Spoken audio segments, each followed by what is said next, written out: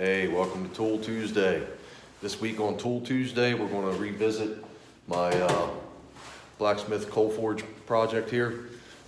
Finished this up last winter, and I've ran it a few times, made a few things with it, and just got a few bugs to work out of it. And the one that I'm going to be addressing right now is a little problem that I ran into with getting rid of the exhaust fumes coming up from the coal pot. So what I did was I came up with a system because I don't want to poke a hole in my ceiling or my wall. Also don't want to have a permanent place that I have to set this thing, and that's where it needs to stay because that's where the chimney is. So I wanted to keep it kind of mobile, and so I have a little inline exhaust fan to extract the fumes and get them outside the garage so I can work with the doors down and not worry about dying.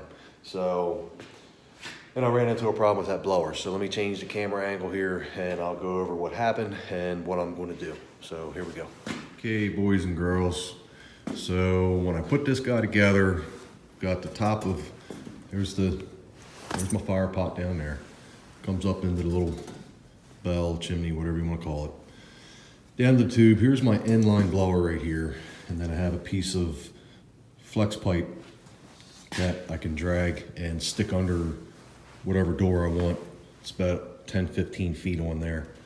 So when I fired this up the first time, I didn't have the blower in here, and I have an infrared thermometer.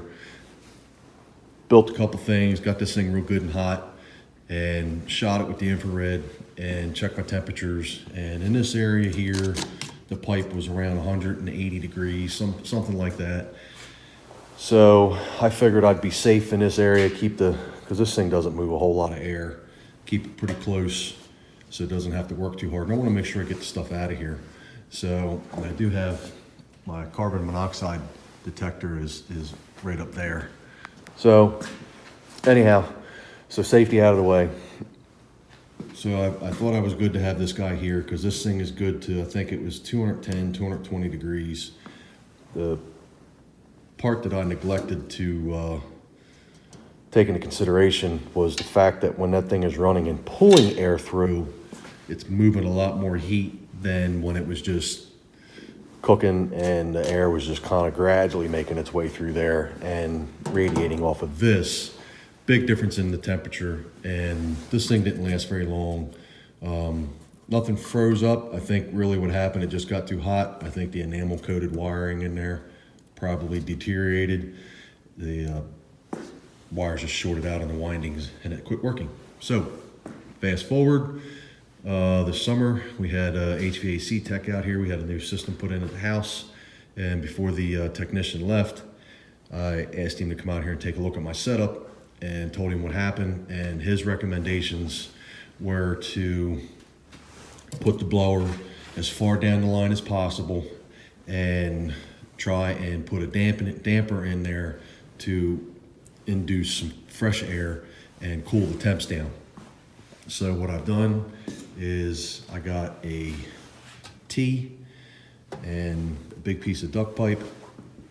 So we're gonna pull all this stuff apart and put the T in line and put the solid duct pipe down. I'm gonna put my blower is gonna be down close to the floor, and this little rain cap here, I really didn't need that, but I just pretty much put that on there on top of the T. I'll put that on so stuff doesn't fall down in there and hit the fan. And I thought it kind of looked cool. So that's what we're getting into, and we're gonna get at it.